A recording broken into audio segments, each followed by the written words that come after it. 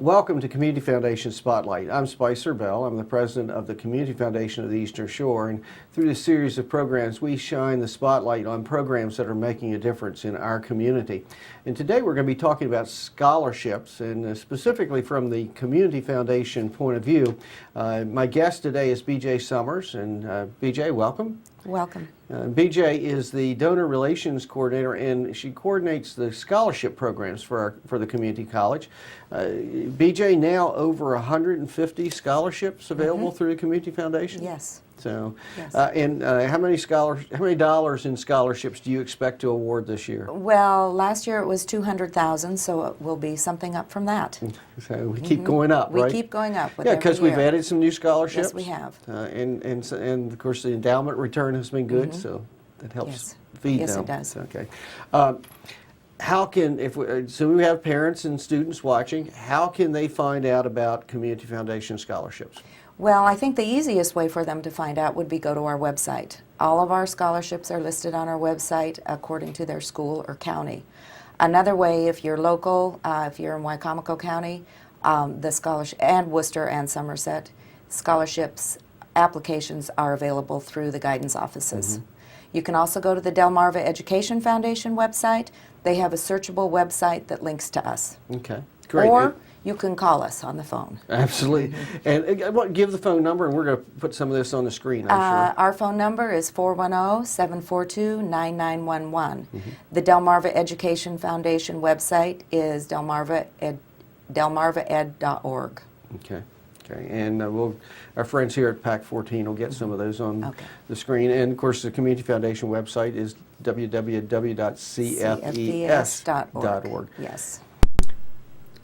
Certainly, scholarships are very, very important for a lot of young people. The cost of college has gone up tremendously in recent years. I recently encountered the statistic that the average young person graduating from college in this country now has twice the debt that they had just 10 years ago. Yes. And that's college loans. And one way to avoid having those college loans when you graduate is put in a little extra effort to get some scholarships when you start. That's right. That's right. Give some examples of some of the scholarships that are available through the Community Foundation. The first example I will give you is one that relates very much to what you just said.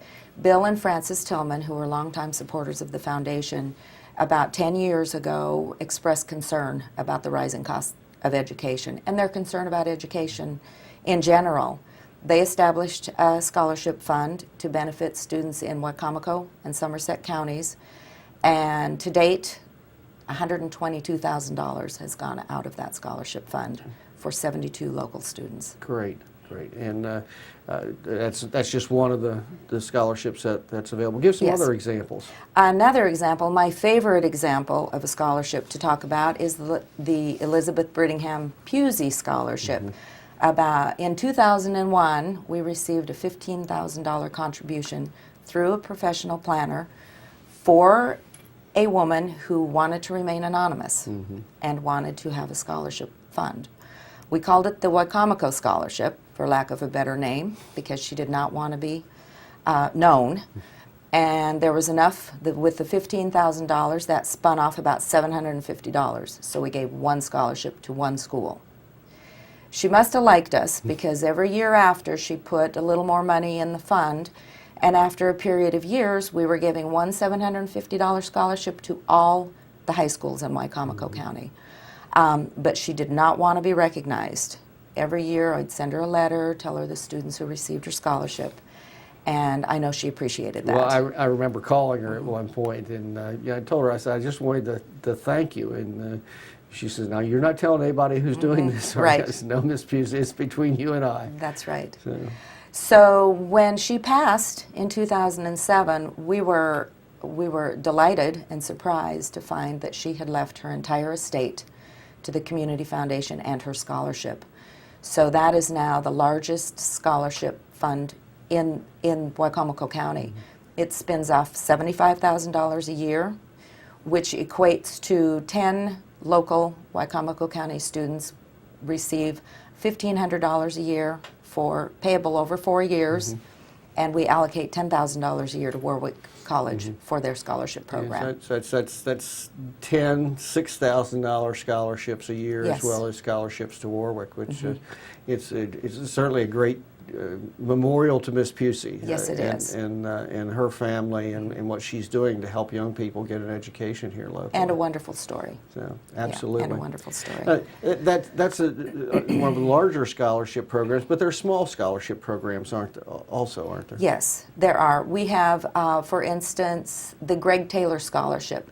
It benefits a student in the vocational high school.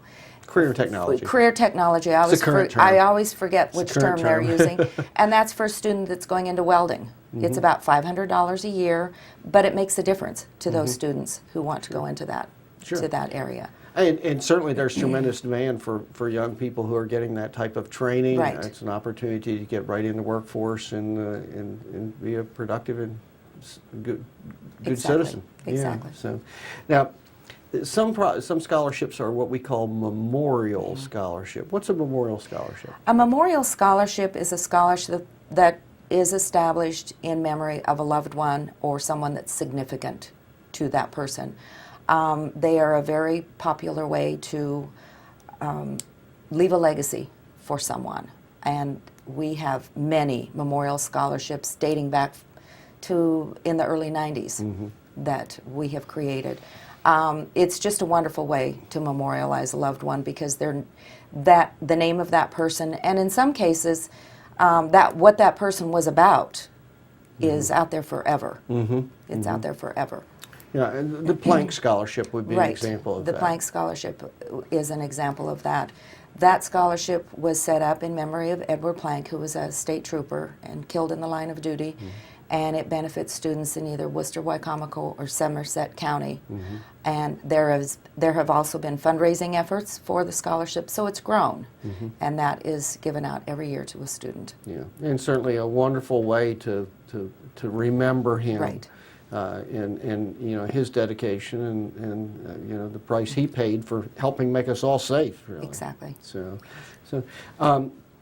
does the Community Foundation give scholarships for specific areas of study? Yes, there are several scholarships that are specific areas of study.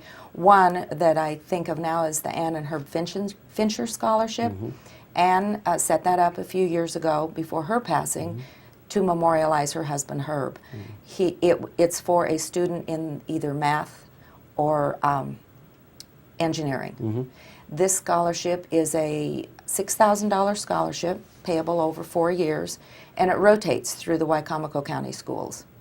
So a student in the math or engineering program every year receives this scholarship. And certainly tremendous employment opportunities, a tremendous future for young Right. people who take the study of science, engineering, technology, and math Yes, absolutely. seriously. Absolutely. And Herb Fincher was a longtime member of the State Board of Education, so he, you know, certainly was a real believer in the power of education. Right, and that leaves a legacy for him. So, great. You mentioned, I think you mentioned Warwick a while ago, and I know that if somebody looks at the foundation website, they'll see a number of Warwick scholarships. Yes. How do young people access those scholarships? Warwick scholarships are administered a little differently than our other scholarships. Most Warwick scholarships are established through the Warwick Community College Foundation. The money goes to them, and then the money is transferred to us, named for the scholarship, named scholarships. Then at some point, they request the money back, and they use it for their financial aid program.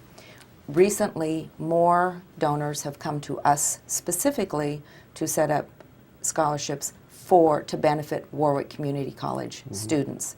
Those scholarships are considered Community Foundation scholarships for specific benefit. Most of them have their own criteria attached.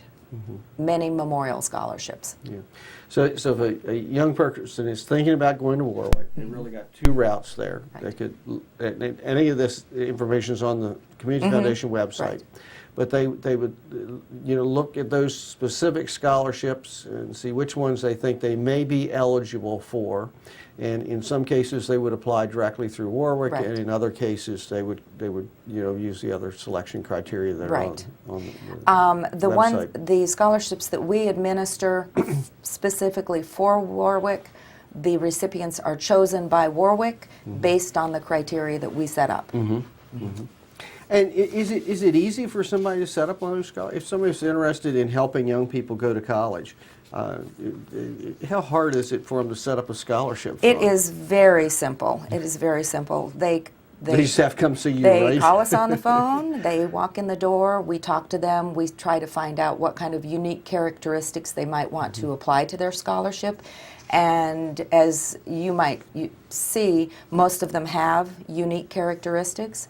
We have a survey that they fill out that asks questions about what it is that they want to, what about their scholarship do they want to be unique, what criteria do they want to have, and sometimes they don't know, and we guide them. We guide them. A scholarship fund needs to be $10,000 in order to spin off interest to make an award. But someone can come in with as little as $1,000 and start a build-a-fund with the promise that that fund will be brought up to the $10,000 level in 5 years, and at that point it will become a working scholarship. So it's a great way for somebody to kind of build a legacy and know that they're helping young Right. people and helping the future of the community. Exactly. Investing Yes, in young people absolutely. like that. Absolutely. Let's shift our perspective a little bit to kind of talk to the parents and students here. You've been working with scholarship funds for several years. What kind of advice would you offer families where they think they need scholarship help? What should the family and the young people be doing? First of all, they should be seeing their guidance counselors and talking to them and asking them about what scholarships they might be eligible for. Start early, apply often, do an essay that's generic enough that you can change it according to the application you are Because filling it's not out. uncommon for these scholarship applications to ask for some type of an essay on future plans It or is, that sort of it is not uncommon, and don't be afraid to fill out an application, even if it should say, for instance, you may have to be interviewed by the selection committee, or you have to have an essay, because there are many scholarships out there that don't get very many applicants. Unfortunately. Yes, and there are many. So if you think you're even remotely qualified to receive it, apply. Apply. Absolutely. Go to our website and use the Delmarva Education Foundation. They have a searchable website. Go on there and see just look to see what you are qualified to apply for. I think some of the schools, and I think Delmarva Education Foundation have had seminars to advise students and their families Yes. also, haven't they? Yes, they have. So they should watch for those. Yes, they should. And take the time to go to them. Right. So, And definitely ask questions at your teachers, your guidance office, and don't be intimidated by the process. yeah. And certainly a number of colleges and universities have scholarship programs that are endowed there, correct? Right. So if somebody's applying to a college, they ought to be inquiring about what scholarships they can apply for at the college also. Absolutely. Absolutely. Yeah. I think one of the most important lessons is your comment that start early and apply often. If you apply for 5 or 10 scholarships, you've increased your chances substantially that you're going to be Exactly. selected for one or Right. more of them. That's right. And you often can piece together several scholarships to be Here, just getting the money together for the first year is probably the most daunting, especially for students who may be first generation going to college. Getting in the door that first year, it's a real challenge. it's a challenge. It really is. Yes, So, it is. Why do you find donors setting up scholarship funds? What motivates the donors? I think the first and foremost is that legacy, the legacy of the scholarship. That scholarship will help an individual forever because it's an endowment fund. If it's a memorial scholarship especially, the name of that scholarship will be out there in this community forever. We use the information in our publications. We talk about it. We use them as an examples. The high schools have the names, and the legacy part is a very, very important, a very important part of the whole procedure. Also, interest in education, interest in seeing our young people succeed is a great motivation. More people come to us wanting to help students who are average. They just want to see students, young people in this area, get to college. Yeah, I mean, getting college education, as much education as you can, is now is more important than it ever was because of the global economy that we have to compete in. Absolutely, absolutely. It's not really an option not to. To get some kind of higher education. I mean, you know, and I hope that parents get that message to their children, that, you know, something post-high school is really very important. And you mentioned it might be a first generation going to college from a family. Right. Often there's extra assistance or help for those individuals. Yes. Yes, there is. Many of them will receive financial aid. One of our scholarships that addresses this is the Dick and Pat Hazel Minority Scholarship. This was established back in 1996, I believe. Dick and Pat Hazel, number one, had a real affinity for helping those who didn't have the money to help themselves. Number two, they were interested in keeping minority teachers on the Eastern Shore. So they put the two plans together, set up a scholarship fund to address both, to give last dollar scholarships to students who would plan to stay in the area and become teachers. And they commit to a year of teaching Yes. on the shore for each year Each they year they receive receive the scholarship. Yes. So it's putting successful minority role models back in the into classroom to be positive role models Right. for those other students. Right. Yeah. In all three Lower Shore counties. So it's a win, win, It is a really. win-win. We have awarded up to a total of $20,000 to a Hazel Minority Scholarship recipient over their 4 years. And I know we have It's several of them renewable. who are out there teaching. Yes, we do. Very yes, proud we do. of one young lady I think I've met is down in the Pocomoke Right. area teaching. Yes. Doing a great job. That's just an example of a program that's been very, very successful. You're watching Community Foundation Spotlight. I'm Spicer Bell. I'm the president of Community Foundation of Eastern Shore. My guest today is B.J. Summers.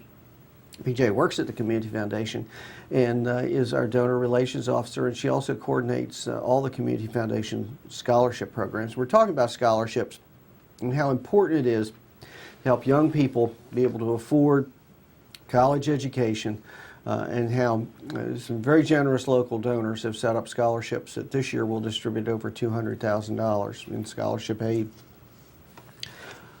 Why should donors choose the Community Foundation as a place to start their scholarship fund? Well, that is a very simple question to answer, and They get to work with you, right? They get to work with me, and their scholarship will be here forever. It's an endowment fund, and it will be here forever. And the principal of the endowment is invested, Right. and it's the net income of the endowment every year that goes to the scholarships. Right. And we make it very easy. When we sit down with the donor, we try to make a plan that will be easy for the donor, easy for us, easier to get the money out, and we do all the work. We do the work. And the tax laws were changed a few years ago so that it really, if an individual wants to do scholarships, they can't, by tax law, be Right. directly involved in Right. that process Yes. anymore. So, Yeah, so we utilize the scholarship selection committees in most of the high schools, and we have we have worked to have a very good working relationship with them. And they like our scholarships because they know that every year the scholarships that we inform them are available will be available forever. They don't have to chase us around every year to know find where out we if we are. have money. Right.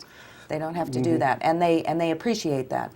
We administer all the paperwork. We provide them with the congratulatory letter for the student, a certificate for the student to be presented on the nights of the senior awards, and a packet with all that information goes to the senior guidance office for them to use.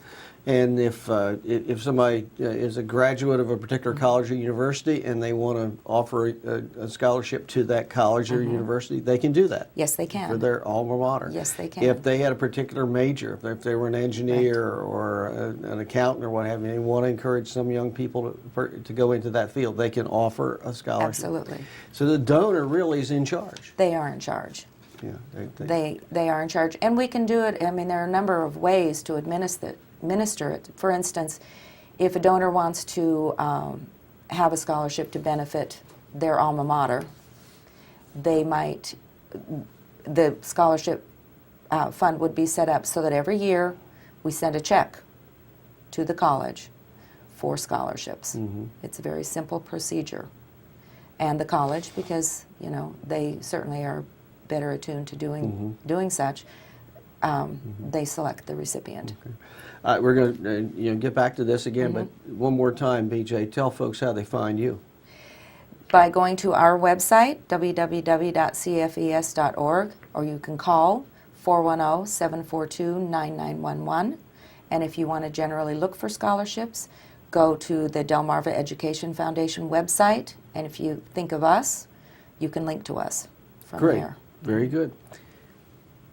Speaking of donors, can businesses start scholarship programs? Absolutely. We have businesses and service clubs that establish scholarship funds. 2 years ago, First Shore Federal Savings and Loan Association started a scholarship fund in honor of one of their former board members. It benefits a student in Pocomoke. We have VFWs, Sinnepuxent Lodges, Fraternal Order, Rotary, and it's a way to give back charitable dollars into the community. Plus, it's a very good way to market your organization. A great way to make a real difference. Right. And I've always kind of got a kick out. So the perpetuity thing, I think, is so very important. You're setting funds aside, and you have the confidence and the comfort that they're going to always be used the way you intend for them to be used. And the scholarship that you do at Colonel Richardson High School, Right. I always get a kick out of that, and that's for the Federalsburg Rotary Club, I Right. believe. And the Federalsburg Rotary Club ceased to exist, I think, about 6 or 7 years ago. Exactly. So, but Yes. they had set the money aside, gave it to Community Foundation, said we want a scholarship awarded to Colonel Richardson High Right. School, and you're still doing it every year in their name. We are doing it. In fact, that fund sat and nothing was happening, and finally I dug through the archives, found a name of a person that was still in Federalsburg that had been involved with the Rotary, called them on the phone and said, "What's the deal?" And they, of course, I didn't realize they were defunct, but we arranged to work with Colonel Richardson High School, and they administer the scholarship on behalf of the no longer existing Federalsburg Rotary, Club. and they will forever. Yeah, and so those Rotarians, I mean, they raise that money, and now it's going to good use to help Right. some of those students from over there in that's Caroline County, I Right. guess. Yes, So- Caroline County.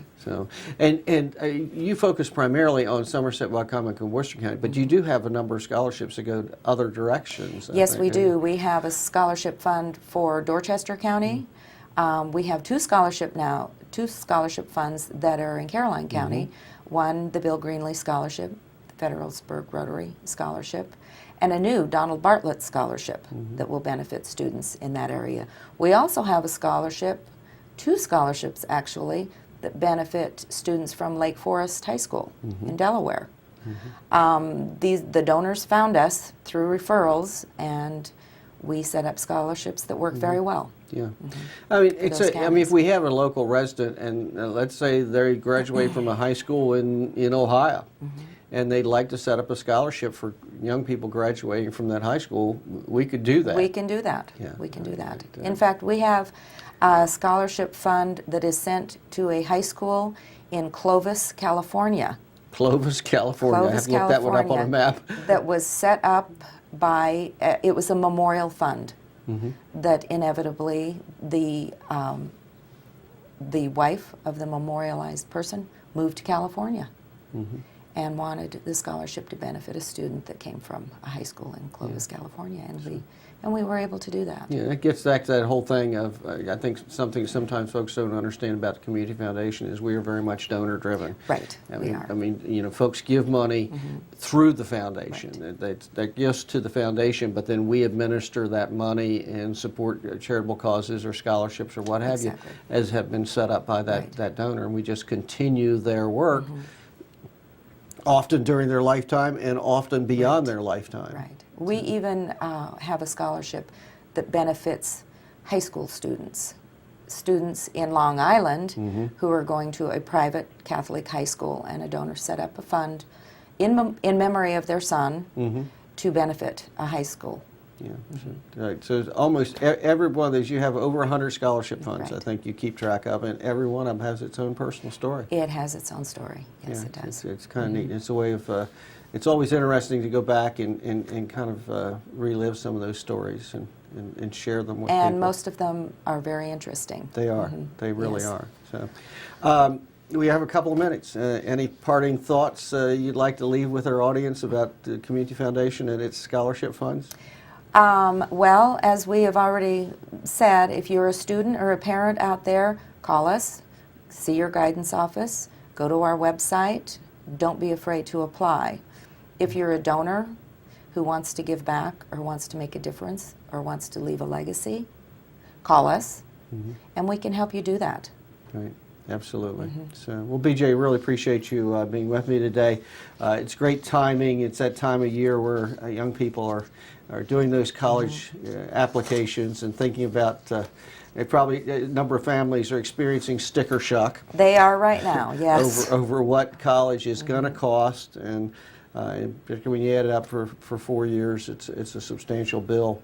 And one way to offset that is by taking time, putting in the effort to apply for scholarships. And it's not just Community Foundation, there are a lot of local scholarships available, and we encourage young people to try for them. Try for them, Yeah. Absolutely. So, very good. Well, you've been watching Community Foundation Spotlight. My guest today is BJ Summers, and we're trying to communicate to all of our viewers how important it is for us to help support young people in our local community to be able to continue their college education. And one of the ways that we do that is by administering scholarship programs that have been started by you, our donors. So if you've ever considered a way to give forward to our community to improve the quality of life here on the Eastern Shore, to open up a world of opportunities for young people, give us a call. Contact us and consider starting a scholarship program that will encourage young people to continue their education. If that doesn't work for you, there might be other ways you would like to leave a legacy. Let us know. We'd be glad to work with you on that. And never forget the opportunity that opportunities exist out there for volunteering. Another thing, service we provide to the nonprofit community is we run the Shore Can Volunteer Center. It has an interactive website. It's shorecan.org. And if you go on there, you can find current volunteer opportunities that are available to you and the whole community. So get out there. Do something. If we all work together, we can improve the quality of life here in our community. And thank you for watching Community Foundation Spotlight on Pac14.